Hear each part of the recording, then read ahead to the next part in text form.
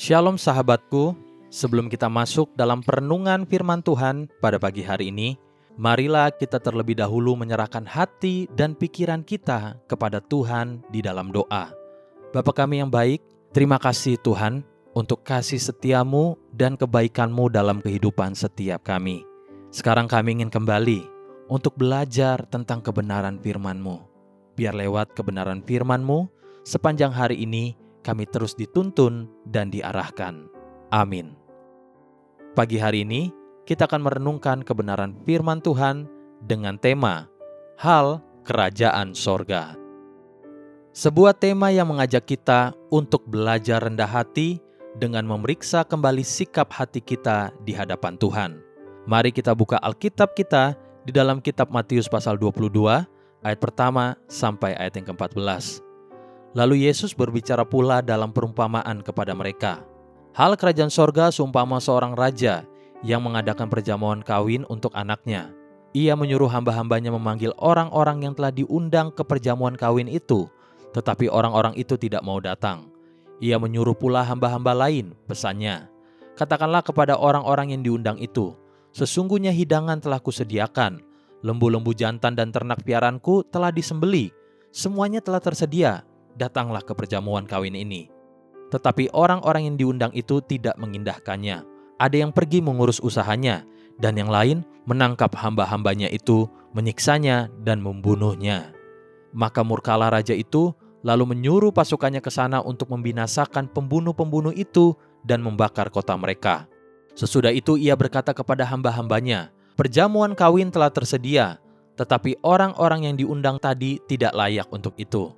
Sebab itu, pergilah ke persimpangan-persimpangan jalan dan undanglah setiap orang yang kamu jumpai di sana ke perjamuan kawin itu. Maka pergilah hamba-hamba itu dan mereka mengumpulkan semua orang yang dijumpainya di jalan-jalan, orang-orang jahat dan orang-orang baik, sehingga penuhlah ruangan perjamuan kawin itu dengan tamu. Ketika raja itu masuk untuk bertemu dengan tamu-tamu itu, ia melihat seorang yang tidak berpakaian pesta. Ia berkata kepadanya, "Hai saudara, bagaimana engkau masuk kemari dengan tidak mengenakan pakaian pesta?" Tetapi orang itu diam saja. Lalu kata raja itu kepada hamba-hambanya, "Ikatlah kaki dan tangannya dan campakkanlah orang itu ke dalam kegelapan yang paling gelap. Di sanalah akan terdapat ratap dan kertak gigi, sebab banyak yang dipanggil, tetapi sedikit yang dipilih." Waktu itu, Tuhan Yesus sendiri berbicara lewat perumpamaan tentang hal kerajaan surga.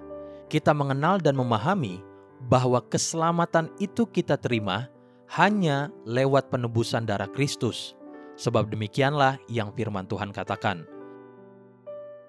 Sebagian hamba-hamba Tuhan menyederhanakan kebenaran ini, bahkan sampai menyepelekannya dengan membesar-besarkan arti grace atau anugerah Tuhan dengan apa yang kita kenal sebagai hyper grace. Intisari pengajaran hyper grace atau kasih karunia berlebihan adalah penekanan ekstrim bahwa kasih karunia Allah sudah mencakup pengampunan total atas semua dosa masa lalu, sekarang, dan masa depan secara otomatis saat seseorang percaya. Sehingga menganggap pertobatan rutin, pengakuan dosa, dan ketatan hukum moral tidak lagi diperlukan. Pada kesempatan ini, Tuhan Yesus sendiri berpesan tentang hal kerajaan surga, di mana ada orang-orang yang diundang, namun mereka menolak, bahkan ada yang membunuh utusan undangan raja itu. Matius pasal 22 ayat 5 sampai ayat yang ke-6 berkata, "Tetapi orang-orang yang diundang itu tidak mengindahkannya.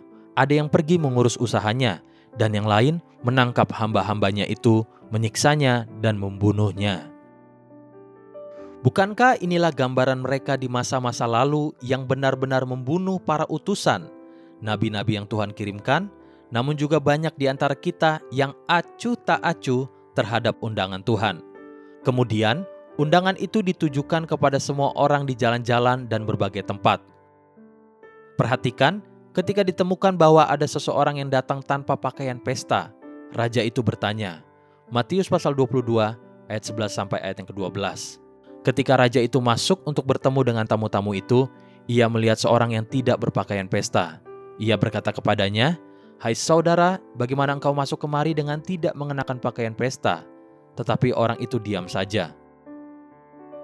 Bukankah raja itu tahu persis bahwa yang dia undang adalah orang-orang di persimpangan jalan, ada orang lalu lalang, ada orang-orang jahat, dan siapa saja?